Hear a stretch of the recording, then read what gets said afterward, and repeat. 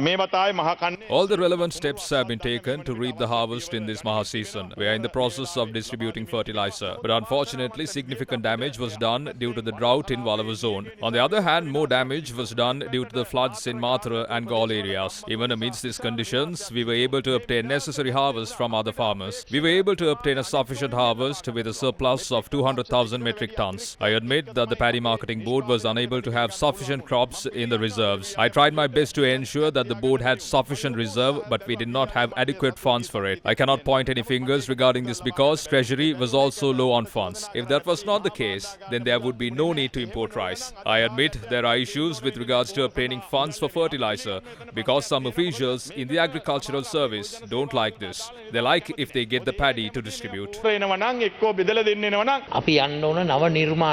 must adopt to modern agriculture because then we can lower the cost and find solutions for the lack of workers and also cater to the changing requirements of the consumer. No funds have been allocated for the purchasing of paddy. And also there are no fund allocations to combat the human-elephant conflict and the damages done by it. The financial losses suffered by the country due to the fraudulent deal of importing substandard fertilizer is calculated at $6.9 million. The fertilizer was never received, but the payment for it was made. I will accept that this did not occur during your tenure as Agriculture Minister, and you are not guilty in this regard. But we cannot say that you are not guilty with regards to your lack of action based on the Auditor General's report. You suggested a procedure to us yesterday.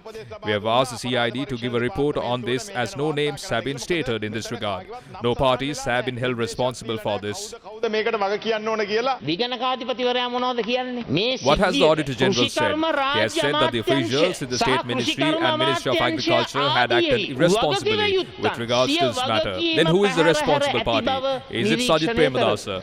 Is it the Samagi Jana Balavegya? Do we not know who is responsible? Obtaining finances before the reserve expired or not extending the time of the insurances or releasing finances to pay advances without an insurance protection. The Auditor General has said to recover the money lost due to this deal from the individuals responsible for it through court proceedings.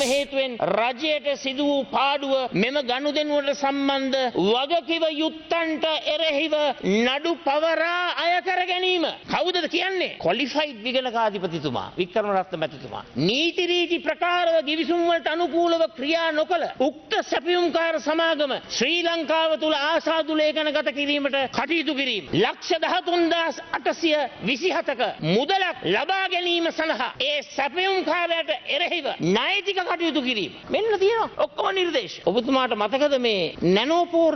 Do you remember nano fertilizer? The lost cost to the country is 7.8 million rupees. Do you know potassium chloride was distributed as organic fertilizer? Potassium chloride is not a fertilizer. The Minister of Agriculture has acted blindly. What are the actions are you going to take? Keep the friendship aside. Please consider the recommendations of the audit report. හිතවත්කම් පැත්තක දාන්න. කරුණාකරලා audit වාර්තාවේ තියෙන නිර්දේශ ටික මේව ටික ඇත්ත වශයෙන්ම ක්‍රියාත්මක කරන්න. The ones who are responsible for the fertilizer blunder have not attended the parliament to answer the questions. Today the discussions are centering the Ministry of Agriculture. The disastrous decisions taken in the years of 2020 and 2021 caused a huge downfall in the agriculture and plantation industries of the country. The development of those industries can't be done in just 1 or 2 days.